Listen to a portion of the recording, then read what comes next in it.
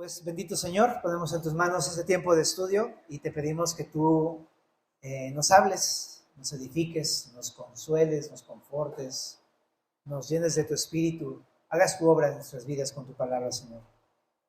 Y te lo pedimos en el nombre de Jesús. Amén.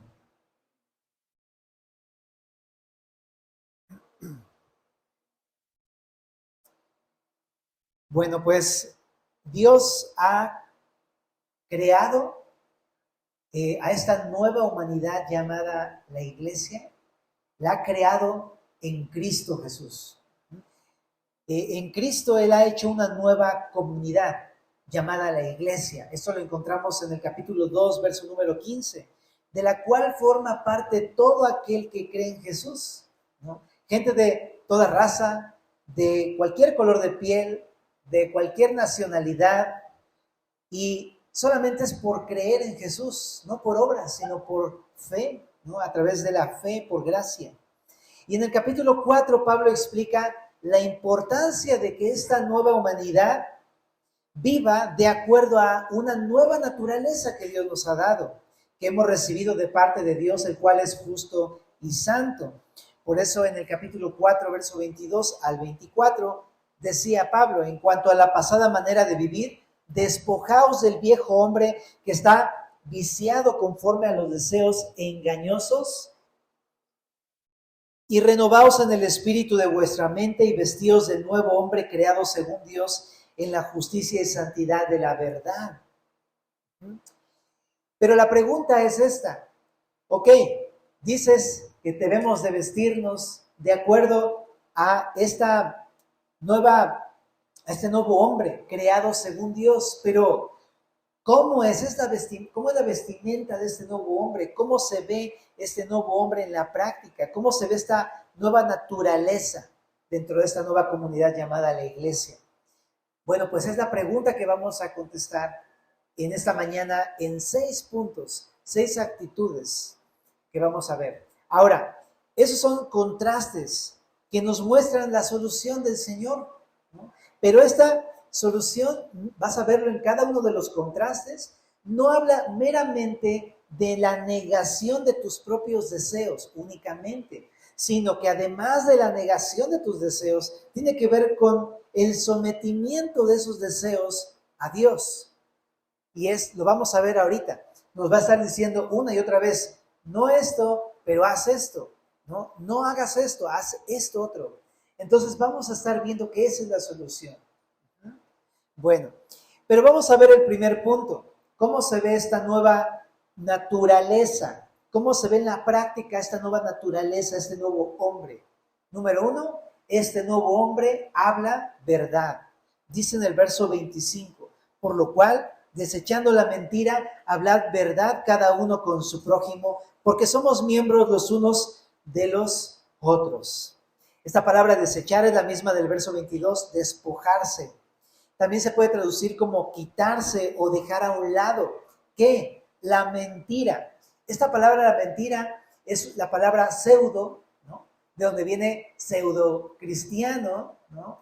Algo que es inferior. Pero me encontré con varias definiciones que nos muestran qué significa la mentira. Porque de repente hablamos de la mentira y decimos, no, si yo ya no digo mentiras, ¿verdad? Es como muy rápido poder contestar algo así como creyentes sobre todo. E incluso cuando no somos creyentes, decimos, yo no soy mentiroso, ¿no?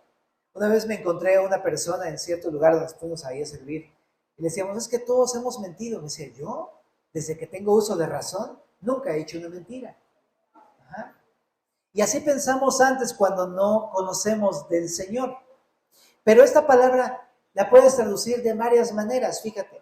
Significa falsedad, engaño. O sea, ¿alguna vez has falseado en algo? Ajá. O sea, falso es, por ejemplo, cuando algo tiene 4 patas, una mesa, y tú sabes que puedes apoyarte en esa mesa porque está firme, porque tiene sus 4 patas, pero cuando una le falta, dices, eso está falso, está en falso. No puedes apoyarte en algo porque está falso. Mi pregunta es si las personas que están a tu alrededor se pueden apoyar en ti. Ok. Pero bueno, creo eso lo debemos de contestar cada uno. Esta palabra también significa engaño, te decía. ¿Alguna vez has engañado a alguien? Ok. También significa fraude. ¿Alguna vez has defraudado a alguien? También significa tener una falsa idea o dar una falsa idea acerca de ti mismo a otras personas. También significa tener una falsa doctrina o abrazar una falsa doctrina. Significa también cometer acciones engañosas que aparentan algo, pero realmente son otra cosa o buscan otra cosa o tienen una pretensión de otra cosa. También esta palabra se traduce como disimulo. Qué loco, ¿verdad? Porque en la iglesia, híjole, no te conozco, no es que yo te vaya a decir algo así a ti personalmente, pero yo me conozco a mí y sé que muchas veces disimulamos cosas que no somos, ¿verdad? En la casa somos de una manera, en el trabajo somos de otra forma y en la iglesia somos de otra forma. Disimulamos. También esa palabra significa trampa. ¿Has hecho alguna trampilla por ahí alguna ocasión? ¿No? También significa treta o falsificación. Esto es bien común en los chavos. ¿Alguna vez firmaste el documento, tu boleta de calificaciones en lugar de tus papis? Bueno. O algún documento, ¿no? Es que no es mi esposo, pero él y yo somos uno. Venga, vámonos. ¿No? También significa calumnia, es decir, hablar mal de alguien con mentiras.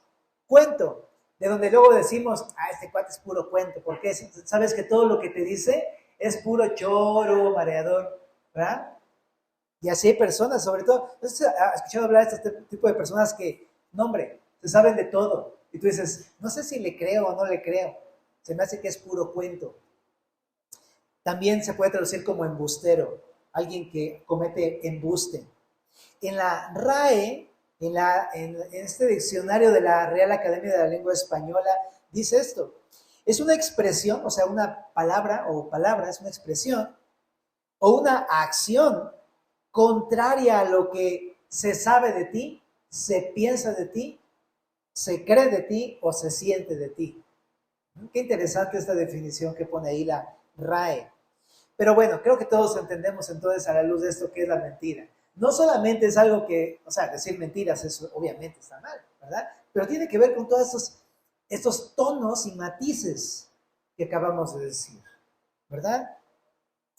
Y solamente por poner ejemplos, ¿verdad? Pero no tengo que poner demasiados porque conocemos eso, ¿verdad? Pero cuando decimos medias verdades, ¿verdad? Una media verdad, pues es una mentira. ¿Para qué le buscamos? Y las mentiras piadosas, Josué, pues hasta el nombre lo dice, ¿no? Mentiras piadosas, pero no son piadosas, realmente son mentiras disfrazadas de piedad. Ahora también cuando ocultamos algo, porque a lo mejor uno puede decir, yo no digo mentiras, pero sabes que no le has dicho eso a tu cónyuge, que estás ocultando algo. Y sabes, lo hacemos como esposos, como papás o como hijos. No, mejor no se lo digo, no sea que se vaya a sentir mal. Eso, ocultar, eso es mentira. ¿Sabías eso? Ahora también, por ejemplo, en Primera de Juan 1:8 dice, si decimos que no tenemos pecado, le hacemos a él mentiroso y la verdad no está en nosotros. Es decir, si no reconocemos nuestros pecados, estamos viviendo una mentira. Y dice ahí, y no engañamos a Dios, porque a Dios nadie puede engañarlo. Gálatas capítulo número 6, verso 7 dice eso, nadie puede burlar a Dios, Dios no puede ser burlado. ¿A quién engañamos? A nosotros mismos solamente, ¿no? Y la verdad no está en nosotros. De repente podríamos decir, no, yo siempre digo la verdad, pero si no reconozco cuando peco, soy un mentiroso. También en Mateo capítulo número 5, verso 33 al 37, chécate lo que dice Jesús. Mateo 5, 33, es el sermón del monte. ¿Ok? O sea, fíjate lo que dice el sermón del monte. Además habéis oído que fue dicho a los antiguos, no perjurarás, sino cumplirás al Señor tus juramentos. Pero yo os digo, no juréis en ninguna manera, ni por el cielo porque es el trono de Dios, ni por la tierra porque es el estrado de sus pies, ni por Jerusalén, porque es la ciudad del gran rey, ni por tu cabeza jurarás, porque no puedes hacer blanco o negro un solo cabello, pero sea vuestro hablar, sí, sí, no, no, porque lo que es más de esto, de mal, procede. Entonces, otro ejemplo es cuando no somos íntegros en nuestro hablar, cuando prometemos y no cumplimos, cuando juramos y no cumplimos, cuando decimos algo y no lo hacemos, ¿verdad? No sé, tus hijos a lo mejor te han dicho algo así, es que tú me dijiste, órale. Y de repente suena como rudo así de, chamaco, no le levante la voz a su papá. Pero sabes que te lo dice porque no lo hiciste. ¿Me explico? Y entonces, qué importante, ¿no? O con un amigo, y entre cristianos eso es de lo más común, ¿no? Decir, claro, ¿no? Nos vemos tal día y luego ya no lo hacemos y así, ¿no? Y vamos por el cafecito, sí, y sabes que no, pues, nada más es puro disimulo. Bueno, sí duele, ¿verdad? En 2 Corintios, capítulo número 1, verso 17 al 20, también Pablo decía, solamente para que lo apuntes, 2 Corintios 1, 17 al 20, decía que él había prometido a los corintios ir, pero por alguna circunstancia no pudo, pero no es porque él no sea íntegro, sino porque tuvo situaciones difíciles que de plano le detuvieron para ir, ¿no? Esa es otra situación. Pero si está en tus manos hacerlo, tienes que hacerlo. Entonces es como, es precisamente ser congruente, ser verdadero. No ser íntegro es ser mentiroso. Bueno, entonces, qué fuerte, ¿verdad? Son algunos ejemplos, pero bueno, creo que lo entendemos, familia. Y, ¿sabes por qué mentimos? Me estaba preguntando durante el estudio de esto, ¿por qué lo hacemos? ¿Por qué? Encontré dos respuestas. Proverbios 20:17, chécate lo que dice. Sabroso es al hombre el pan de mentira, pero después su boca será llena de cascaro. ¿Sabes por qué mentimos? Porque sabe muy sabroso mentir. Sabe muy deleitoso. ¿Por qué? Cuando yo miento y disimulo, por ejemplo, entonces de repente es como, ay, ya te alabaron, ya te chulearon, ya te dijeron, wow, hermano, pues gloria a Dios por tu vida. Y tú así de, qué bien se siente, ¿no? La gratificación personal. Pero, ¿sabes? Después se vuelve como cascajo, dice. Te sabe rico, pero es como duro después como una piedra, porque, ¿sabes? No te lo puedes pasar, porque sabes que eso no es verdad, ¿no? También Juan 8:44.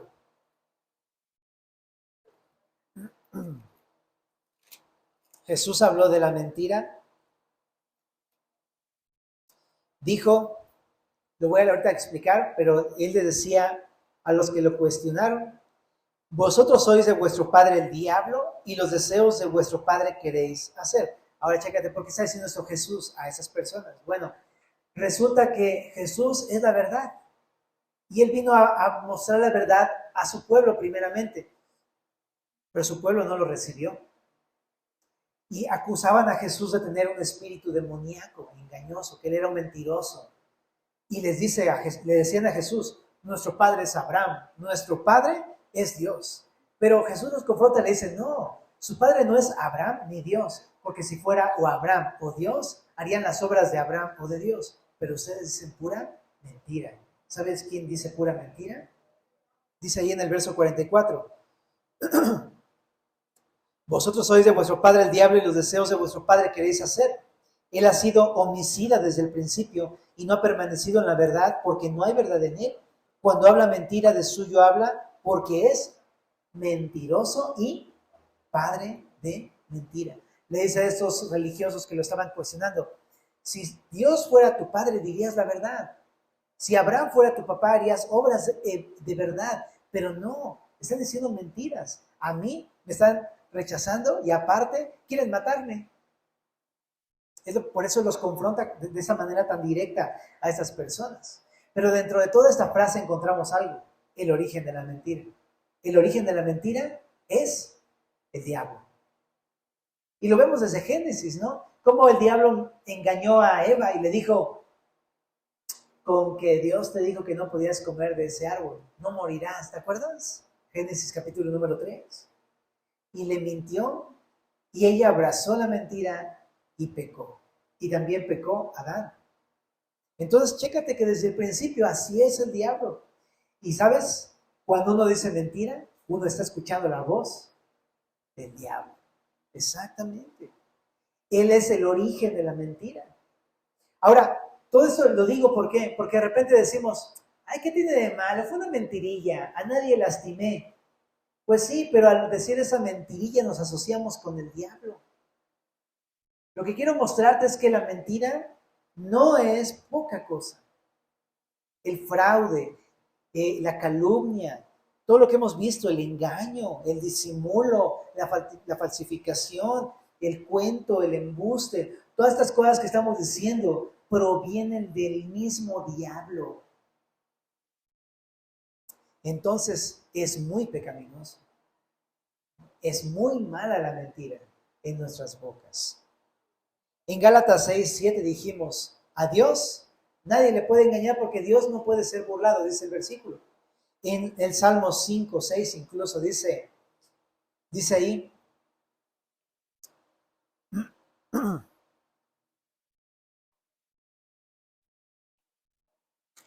el Salmo 5:6 dice, destruirás a los que hablan mentira, al hombre sanguinario y engañador abominará Jehová. ¿Sabes? Es decir, o sea, vivir en mentira, pues, eso nos lleva a la muerte y desagrada a Dios. Dios aborrece, detesta, repugna la mentira. Y al final, aquel que no ha sido regenerado, que no ha creído en Jesús, por la mentira va a ser juzgado y castigado. ¿Verdad? Nos demos cuenta que eso éramos antes, familia, pero Dios nos ha perdonado y rescatado. Por eso Dios quiere que nos despojemos de la mentira, que desechemos, que hagamos a un lado la mentira en nuestras vidas. ¿Vale? Pero te decía, no solamente se trata de no hacer esto, sino también se trata de hacer esto otro, porque Pablo ahí dice en Efesios 4, desechando la mentira, ¿qué dice? Habla la verdad. Y esto está importantísimo, ¿verdad? Porque la manera de dejar de mentir no es enfocarme en dejar de mentir, sino empezar a hablar la verdad. En Mateo 12:34, Jesús decía, de la abundancia del corazón habla la boca. Por lo tanto, hablar verdad es un fruto de un corazón nacido de nuevo. Una persona que no conoce a Cristo y que no ha sido renacida, que no ha sido recreada, que no ha nacido de nuevo, que no tiene vida eterna, no va a poder andar en la verdad. Ajá. Y es, por lo tanto, esto de la verdad es un fruto de conocer a Jesús. ¿Se entiende la idea? Entonces, incluso también en Lucas 6:45, chécate lo que dice. Bueno, nada más te lo parafraseo. El buen hombre, del buen tesoro de su corazón, saca lo bueno. El que no, el que es malo, de su corazón va a sacar lo malo. ¿Me explico? Pero es eso, cuando uno cree en Jesús, puedes comenzar a hablar, ¿verdad? ¿Ok? Ahora, en el Salmo 119, te animo, porque está padre ahí, el mismo salmista reconocía que no, pues que no era verdadero, que era un mentiroso, y en el verso 29, fíjate lo que dice, aparta de mí el camino de la mentira, en tu misericordia, concédeme tu ley. ¿Qué es lo que te quiero decir? Si tú ves que hay mentira en ti, lo que dice aquí es, pues ora, pídele al Señor, dile, Señor, aparta de mí el camino de la mentira. Puedes orar y pedírselo al Señor. En Juan 14:6, hay una verdad bien clara, todos la conocemos, dice Jesús, yo soy el camino, la verdad y la vida. Chécate que dice, yo soy la verdad. ¿Cómo puedo andar en verdad? Pues siguiendo a Jesús. Si tú sigues a Jesús, vas a aprender de sus enseñanzas y vas a andar en la verdad. O sea, en otras palabras, si tú eres un discípulo, un seguidor de las enseñanzas de Jesús, Él te va a enseñar a hablar la verdad. ¿Cómo? En Juan 17:17 dice Jesús, santifícalos en tu palabra es verdad. Cada vez que estamos con Jesús y le seguimos, Jesús nos está diciendo todo el tiempo, nos está enseñando esto. Y cuando lo practicamos, vamos a andar en la verdad. Si es que es a través de la palabra del Señor. Si no eres un discípulo, difícilmente yo veo que puedas andar en la verdad, ¿no? Necesitas ser un discípulo de Jesús. No solamente un creyente, sino un discípulo, un seguidor de las enseñanzas de Jesús, para que entonces puedas andar en la verdad. Jesús a sus discípulos les decía esto, ¿no? Si, dice ahí, si guardas mis mandamientos, serán verdaderamente mis discípulos y la verdad los hará libres, ¿sabes? Necesitamos seguir a Jesús. ¿Y por qué? Dice ahí, a la luz de Efesios 4, porque somos miembros los unos de los otros. Es decir, cuando mentimos a otros, realmente, ¿a quién engañamos? Pues a nosotros mismos. Ahorita lo leímos en 1 de Juan 1:8, pero somos un cuerpo. Somos un cuerpo. O sea, imagínate la mano, imagínate la boca que le diga al estómago, no tengo hambre. Y el estómago, ¿qué? No, todo está en la mente, hijo, ¿no? O sea, ¿qué pensarías de eso? ¿Qué te pasa si tú mismo, la misma boca se beneficia de la comida? ¿Verdad? Somos un cuerpo, familia. Cuando tú mientes a alguien dentro de tu familia, dentro de la iglesia, esta comunidad hermosa, la nueva naturaleza de Cristo, los únicos afectados somos nosotros mismos, nadie más.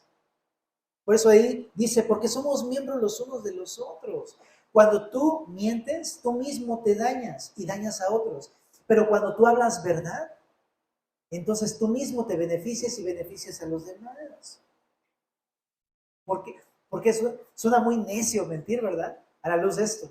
¿Para qué quieres causarte un propio daño? ¿Suena lógico eso? Bueno, entonces, qué interesante cómo Jesús nos anima. Es el nuevo hombre, la nueva humanidad, ¿cómo se ve? Habla verdad. ¿Verdad que sí? Ok, vamos ahí a Efesios con el siguiente punto, la siguiente actitud. Dice en el verso 26, airaos, pero no pequéis.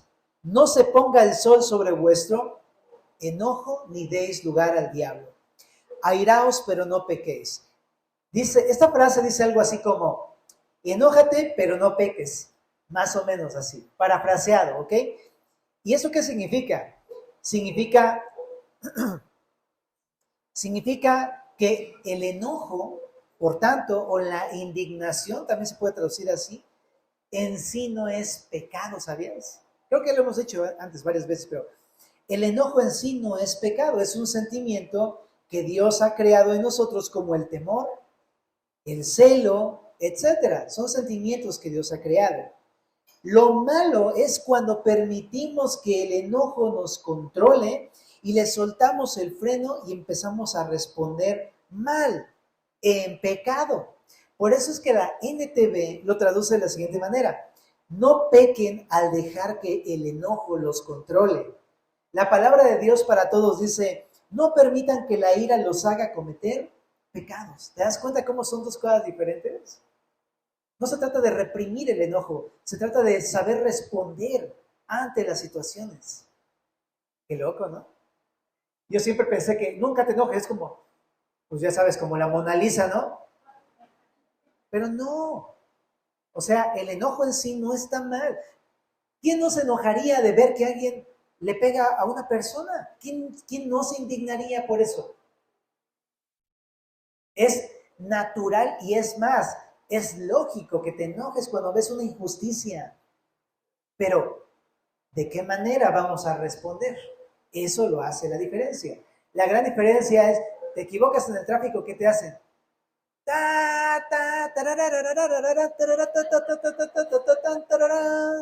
O sea, te dicen de todo, ¿verdad?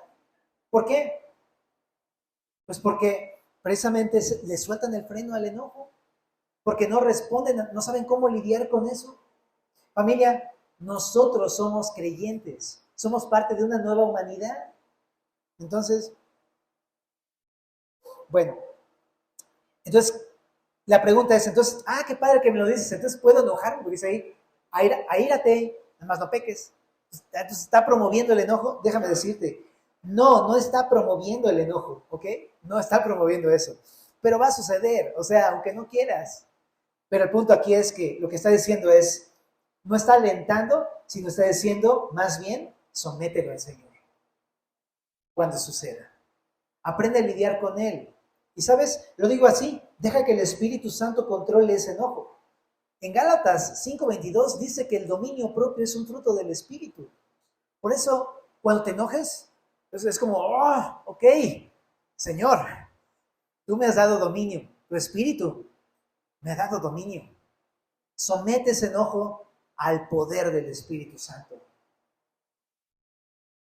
Esa es la solución. Por eso el dominio propio se traduce como control, autocontrol. Porque se trata de, contrólalo. Dios te ha dado su espíritu y podemos hacerlo. Entonces, qué interesante, ¿verdad? Somételo al Señor, ponle freno. Si fuera un carro, ¿no? El freno sería el dominio propio. Písale el freno. Písale. ¿Vale? Si no, nos estrellamos, familia, seguramente, contra alguien, seguro. Ahora, dice aquí, no se ponga el sol sobre vuestro enojo, ¿no? Eso está bien interesante porque lo que está diciendo es que debe tener un límite de tiempo. Ajá. No solamente no se debe desbordar en cuanto a potencia, sino también debe tener un límite en cuanto a tiempo. Cuando termine el día, también se debe acabar mi enojo. ¿No? Y esto nos lleva a una decisión, ¿ok? Que tenemos que tomar cuando recién se está ocultando el sol, siempre que se esté ocultando el ocaso. ¿A quién le gusta el ocaso? ¿Verdad que es hermoso los ocasos y los amaneceres son hermosos? Cuando tú ves que va el sol ocultándose, siempre acuérdate, ya debo de dejar de enojarme. Ese es el momento. Así, está uno ardiendo como el sol, pero uno se tiene que apagar. ¿Ok? Y es una decisión que tú y yo tenemos que tomar. Y esto es una medida, no es que Dios diga, no es que le digas a Dios, ay, qué mala onda, ¿por qué no me das chance? O sea, mira, ¿no? Lo que me hicieron, ¿no? No es que te esté reprimiendo, sino que esto es parte del cuidado de Dios. Ya de entrada, cuando yo era chavito, de por sí yo era muy bilioso desde chiquito, ¿no? Y pues como muchos de nosotros nos decían, el bilirrubino, el biliosín, ya sabes, ¿no? Si fueras un pitufo, serías el gruñón y así, o sea, ¿sabes? Así nos decían. Y sufrimos las consecuencias. Pero eso es una medida de Dios para precisamente guardarnos de la amargura. Una persona que guarda enojo, tarde o temprano va a albergar en su corazón eso, rencor y amargura. Y eso, familia, en Hebreos 12:15, esa raíz de amargura te puede llevar a lugares de no retorno. Ahí en Hebreos 12:15, para que lo apuntes, dice que nos estorba en nuestra comunión con Dios, nos contamina y termina en que podemos rechazar la gracia del Señor en nuestras vidas. Es peligroso guardar la amargura en nuestras vidas contra un hermano en la iglesia, contra mi propia familia. ¿Y cuántas veces no hemos escuchado expresiones así de, ay no, ya van 20 años y mira lo mismo con este fulano de tal? ¿No? Eso, familia, es amargura. ¿Y a qué nos lleva entonces? No está promoviendo el enojo esta sección, está promoviendo una actitud de perdón y de pronta reconciliación. Una actitud de perdón y pronta reconciliación. Que cuando se ponga el enojo, aunque todavía sientas así la flamilla ahí por dentro, puedes decir, con todo mi flamilla voy a decirle a mi esposa, perdóname. Con todo voy a buscar reconciliarme con mis hijos. Con todo voy a decirle a mi papá, perdón. ¿No? Y es una decisión y tiene que ser pronto, al día. ¿Y qué pasa si no? Bueno, ahí dice, en la NTV te lo voy a leer, porque el enojo da lugar al diablo. Nada más por eso. Tú decides a quién abrirle la puerta. si al Espíritu Santo para que ejerza dominio o al diablo para que destruya tu vida y la de tu familia. Pero no perdonar y no reconciliarte en la noche con tu esposa, con tu esposo, con tus hijos o con tus hermanos en la iglesia de Cristo, deja abierta la puerta al diablo para que se meta en esa relación, tiente a las personas, seduzca a las personas, las ataque o las destruya. Al final las va a destruir. Entonces, por eso precisamente, ¿no? Decía por ahí un comentarista, cuando tú no perdonas a tu cónyuge, estás invitando al diablo que se cueste entre ustedes en la noche. Y lo creo, realmente lo creo. ¿Cuántas personas caen en pecado por ese tipo de situaciones? Entonces, familia, número 2, el nuevo hombre, la nueva naturaleza se ve en que el hombre controla su enojo, lo lleva al Señor. Número 3, la nueva humanidad trabaja con sus manos para compartir. En Efesios capítulo número 4, en el verso número 28 dice, el que hurtaba no hurte más, sino trabaje haciendo con sus manos lo que es bueno para que tenga que compartir con el que padece necesidad. La palabra hurtar es la palabra clepto. ¿Te suena? Cleptómano. Ajá. Esta adicción o manía de precisamente de hurtar o robar, ¿no? Ahora sí que como dicen por ahí, ¿no? Es ser amante de lo ajeno, ¿no? Es tomar lo que no es tuyo, eso es robar. Aunque tú le digas, pues que me lo prestó, pues sí, brother, pero fue hace 10 años. Eso ya no es un préstamo, perdón, ¿no? ¿Sabes? No hurte más, no sea cleptómano, ¿no? Y ahora tú dirás, oye, Josué, pero estamos aquí leyendo tranquilos, ¿no? Estamos entre pura familia cristiana. Pues sí, por eso. Porque te sorprenderías de enterarte que entre nosotros, por ahí puede haber un ladroncillo. Y no ha pasado una vez en la iglesia. Ha pasado varias veces en la iglesia. La manita dentro de la bolsa. No estás tú para saberlo y yo para contarlo, pero no sé si decirlo. Lo digo, esposa, ayúdame. Mejor no lo digo. Bueno, sí, un día tomaron algo aquí de la iglesia y se lo llevaron. No voy a decir qué, para que no vaya. Pero tú dices, neta, era una cosa que realmente... 3 pesos, bro. Eran 3 pesos. O sea, no eran 3 pesos, pero pues, eran 3 pesos. ¿Me explico? Y se lo llevaron y tú, pero ¿cómo si era para la iglesia? ¿Cómo es que se lo llevan? Pero sí. Lo que quiero decirte es, familia, si Judas, que era uno de los 12, sustraía de la bolsa y era un ladrón, ¿sabes? Muchas veces entre nosotros también lo podemos llegar a saber. Y tú dices, ¿yo ladrón? Para nada, no. Pero espérate, ¿has tomado algo que no es tuyo? Piénsalo. Piénsalo nada más. Ahora, aquí dice, ya no hurte más. O sea, eso es parte de la antigua naturaleza del viejo hombre. ¿Qué tengo que hacer? Ahora lo que tengo que hacer es trabajar con mis manos. Esta palabra trabajar es la palabra copeo, que significa en griego trabaje duro. Sea un hombre chambeador, pues. Lo que se dice, ¿no?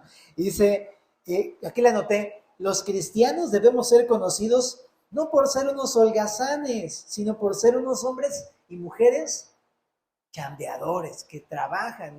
Si a lo mejor hubiera en la empresa alguien así ya sabes, ¿no? Es bien común, ¿no? El trabajador del mes. Deberíamos estar nosotros ahí. Trabaje duro. ¿Para qué? Bueno, pues sí, por supuesto, es para que tú tengas tus cosas, ¿verdad? Y para que las disfrutes, porque hasta eso dice la Biblia que es una bendición el que disfruta de lo que Dios te provee, ¿verdad que sí?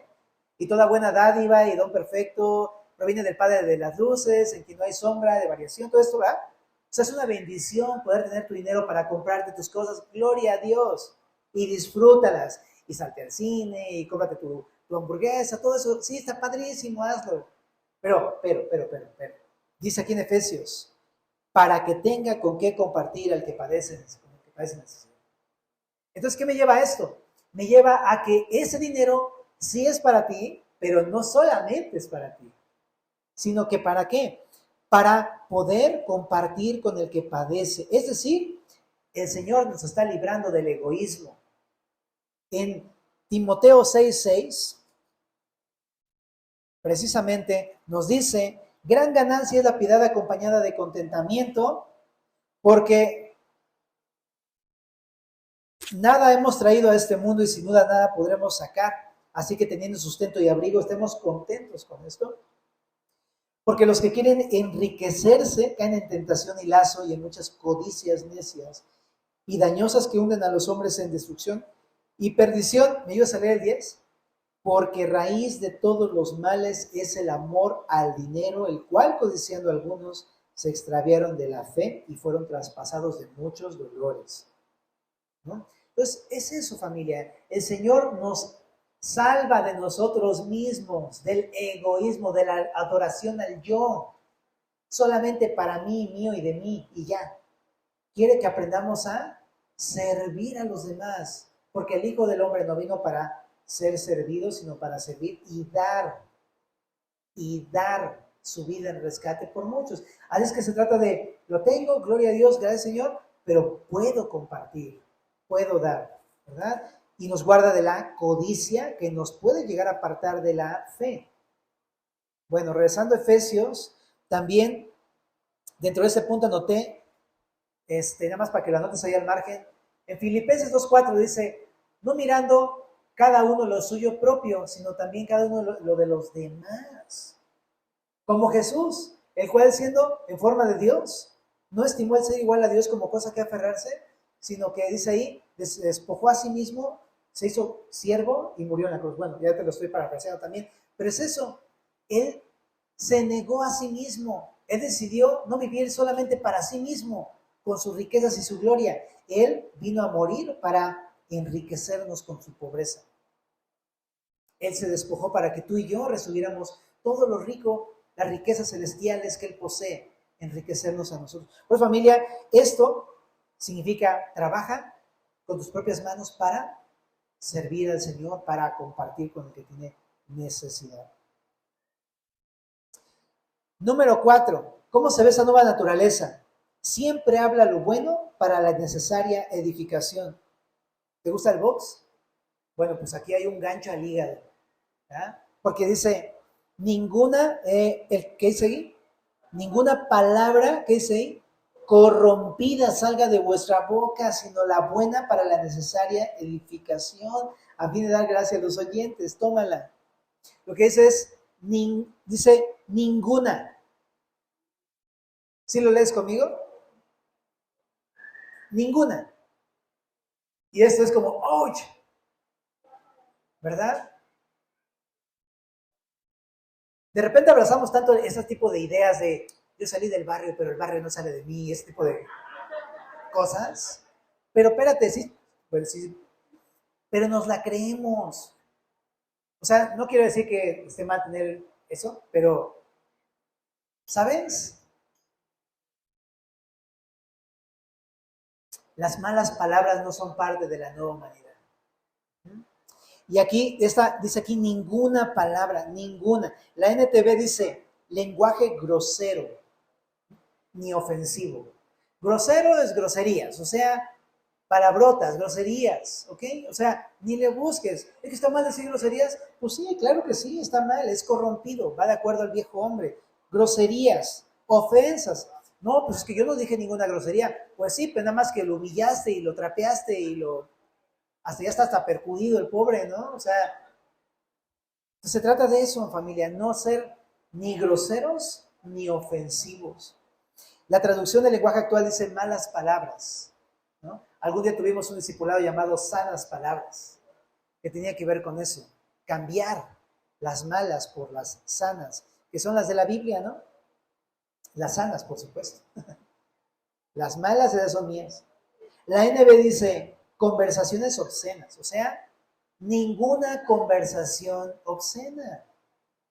Y eso me lleva a pensar en cosas que no se tienen ni siquiera que nombrar. En Corintios dice la fornicación, ni aún se nombre, ni aún son cosas que no se tienen que platicar. Ahora, también albures, dobles sentidos, chistes de Pepito, ¿Sabes a qué me refiero? Todos sabemos qué es eso, ¿verdad? Bueno, si eres de otro país, no busques quién es Pepito, por favor. ¿Ok? Pero son chistes muy groseros. Y sabes, son parte de la jerga mexicana, porque pues así somos los mexicanos, somos como bien, ya sabes, ¿no? Astutos y como dicharacheros y demás, pero no. Eso es parte de un mexicano, pero no de la nueva humanidad en la iglesia. ¿Ok? Entonces, eso. Mateo 12, 34 al 36 decía Jesús, de la abundancia del corazón habla la boca. Pero ahí en Mateo 12, adelantito, en el verso número 23, dice lo siguiente. 34, 35, 36. 12, 34, 35 y 36. El hombre bueno del buen corazón saca cosas buenas y el hombre malo del mal tesoro saca cosas malas. Mas yo os digo que de toda palabra que dice ahí, ociosa, que hablan los hombres, de ella darán cuenta en el día del juicio. Qué loco, ¿no? Eso se le está diciendo a personas que no son cristianas. Les está diciendo que por cada palabra ociosa que diga una persona no cristiana, rendirá cuentas en el castigo divino, ¿ok? En el día del castigo divino. Yo pienso, si está tan grueso para una persona que no es creyente, no debería ser algo poco importante para mí que he creído en el Señor. Cualquier palabra llena de ocio va a ser tomada, nos va a pedir cuentas el Señor. Híjole. 1 Corintios 6:10 incluso dice que los maldicientes no heredarán el reino de Dios. Porque uno podría decir, pues ¿qué tiene de malo? Pues las groserías, una palabrita, una palabrita, nada más, dije una. Pues sí, pero es una característica de la persona irregenerada que no conoce a Cristo y que por lo tanto un día va a ser echado en el lago de fuego. Por eso yo no puedo abrazar este tipo de actitudes. Ojo, no estoy diciendo que si digas groserías te vas a ir al infierno por decir groserías. Uno se va al castigo divino por ser un incrédulo, porque no cree uno en Jesús. Pero la forma de hablar solamente es una expresión de lo que hay en nuestro corazón. Y si hemos nacido de nuevo, entonces nuestras palabras deben de ser sanas palabras, buenas palabras, no malas palabras. ¿Ok? Ahora dice aquí, entonces no hablemos ninguna mala palabra, sino la que sea buena para la necesaria edificación. Una traducción dice, siempre di cosas buenas. Entonces, siempre. Entonces, qué loco, ¿no? Es siempre, todo el tiempo, sí. Cosas que ayuden, contribuyan, sean útiles y animen a otros para crecer en la fe. Eso es lo que significa. En Colosenses 3:16, por eso dice, la palabra de Cristo more en abundancia en vosotros, exhortándonos y enseñándonos en toda sabiduría. No puede uno hablar las sanas palabras si no abundan en tu corazón. Lo limpian, lo transforman para que entonces tú puedas hablar esas cosas. Y también dice, es necesario. En Hebreos 10:24 dice, así que exhortémonos unos a otros para estimularnos al amor y a las buenas obras. Necesitamos hablar cosas que sean edificantes para otros, no que los lleven por mal camino. Penúltimo punto, rezando Efesios en el verso número 30. No contristéis al Espíritu Santo de Dios con el cual fuisteis sellados para el día de la redención. No entristezcas al Espíritu. ¿Qué significa esto? En la NTV dice, con la forma en la que viven. Significa que hay una forma en la que yo puedo entristecer al Espíritu y es portándome mal, viviendo en una forma deshonrosa al Señor. Por lo tanto, entonces, ¿qué sería lo bueno? Lo bueno sería, en vez de vivir de una forma que haga entristecer al Espíritu Santo, debo vivir de una forma que honre al Señor con mi estilo de vida. Eso es. En 2 Corintios 5:8 dice, por tanto, a ustedes o presentes, procuramos serle agradables siempre. A Dios. Entonces es eso. También, ¿por qué razón? Porque el Espíritu Santo hizo dos cosas por nosotros. Ahí en ese versículo dice, con el cual fuisteis sellados, pero significa dos cosas. El sello del Espíritu Santo nos habla de identidad y nos habla de garantía. Identidad y garantía. Significa que cuando tú y yo creímos en Jesús, el Espíritu Santo entró en nosotros y eso nos da una nueva identidad. Es decir, Jesús nos identifica como suyos. Este tiene mi espíritu, es mío, me pertenece. Nos da identidad, hijos de Dios, nueva humanidad, iglesia. Eso somos al tener al Espíritu. Pero también nos da la garantía. El Espíritu Santo en el creyente o dentro del creyente es la garantía de que Dios, el día de la redención, va a decir: lago de fuego, este es mío porque este tiene el Espíritu, este es mío, vénganse para acá. ¿Sabes? Es la garantía de que somos salvos, pero también seremos salvos de la presencia del pecado y del castigo divino más adelante. Y último punto, entonces, ¿qué es lo que te quiero decir? El nuevo hombre honra al Señor con su manera de vivir. ¿Okay? Haz de tu estilo de vida una forma honrosa para el Señor. Y último punto, verso 31-32. Quítese de vosotros toda amargura, enojo, ira, gritería y maledicencia y toda malicia. Antes sed benignos unos con otros, misericordiosos, perdonándonos unos a otros como también os perdonó a vosotros en Cristo. Quítese, ¿verdad? Y hay varias cosas. Amargura también se traduce como tristeza, pero pues, va más o menos por el mismo estilo. Amargura o tristeza, quítala. Enojo, ¿de qué habla esto? ¿Habla de que no te tienes que enojar? No, porque ya dijimos que no es pecado en sí el enojo. Está diciendo, quítate de toda respuesta dominada por el enojo. ¿Ok? Eso. Ahora, la ira también se traduce aquí como furia, pero habla de arrebatos de ira. ¿Sabes? Tú sabes, en sí la ira no está mal, pero cuando tú agarras y, como Hulk, ¿no? Y todo lo destruyes, pues esa es la ira de la que habla aquí. Gritería, pues obviamente gritos, ¿no? Gritos. Y entonces, no, bueno, yo no le grito a nadie, pero esta palabra gritos también se traduce como aspereza. Palabras ásperas o duras o golpeadas. Pero si yo soy del norte, así hablamos desde el norte. Pues sí, pero usted ya no es del norte. Usted es de más al norte porque ya es del reino de los cielos. Así es que tenemos que dejar de ser ásperos. En Colosenses 3:19 le manda a los esposos, ya no sean ásperos con sus esposas. En el mundo así, ¿no? Hasta en las películas del cine de oro, ¿no? A ver tú, tráeme, a ver, ¿dónde está la cena? ¿No? Pues eso es parte del viejo hombre. Nosotros debemos de tratar a nuestras esposas con dulzura, ¿no? Sin aspereza, sin gritos. O a tus hijos, o a tu esposo, ¿no? ¿Has usado alguna vez ropa áspera? ¿Y qué tal se siente? Híjole, ¿no? Es no solamente incómodo, puede ser llegar a ser molesto, irritante y hasta te lastima, ¿no? Así es una persona que habla con aspereza. Y es, en verdad, si le pudieras preguntar a alguien así de, ¿qué sientes que yo te lo diga de esta manera? Ay, bueno, no, quisiera que mejor te fueras a vivir allá a la azotea, ¿no?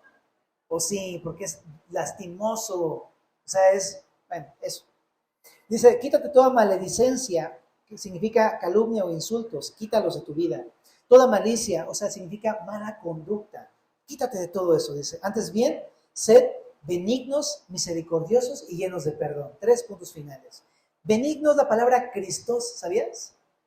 Dice, antes bien, sé Cristos, sé Cristo. Es decir, amable, eso significa la palabra. O fácil de amar. Es del tipo de personas que cuando lo ves dices, quiero juntarme con él, quiero ser más su amigo porque es súper buena onda, ¿no? Amable. No es esta clase de personas que dices, híjole, mejor espero nunca topármelo jamás en la vida, ¿no? Son personas que no quieres acercarte por miedo de que te vayan a hacer algo, decir algo, que te vayan a lastimar, ¿no? Entonces por eso dice, no, tú sé benigno, amable, bondadoso, con un buen trato o un trato fácil hacia los demás. Que seas fácil de tratar. Misericordioso significa compasivo, comprensivo o tierno. También ya lo hemos aprendido, es no darte el castigo que mereces, eso es misericordia. Entonces, es cuando alguien te ofende, no pagarle con la misma moneda, sino amarle como dice Mateo 5:38. También dice ahí por último, perdonando a otros como Jesús nos ha perdonado a nosotros. La palabra griega es la palabra charizomai, que proviene de la palabra charis, que es la palabra gracia. Es decir, cuando alguien te ofende, ¿qué tengo que hacer? Tratarlo bien. Es eso. es otorgarle mi favor. Esa es la gracia. Porque uno podría decir, no, se merece que le ponga un pisotón, pero tú, no, tú le lavas los pies, le sirves y lo amas. Esa es la palabra harizome. Por eso dice, perdona como Jesús. No solamente nos otorga su favor a pesar de que pecamos, nos favorece, nos ama y sabes que todas nuestras ofensas las echa al fondo del mar. Es un perdón completo. Por último, te voy a llevar a dos pasajes. Salmo 103, verso 3 dice,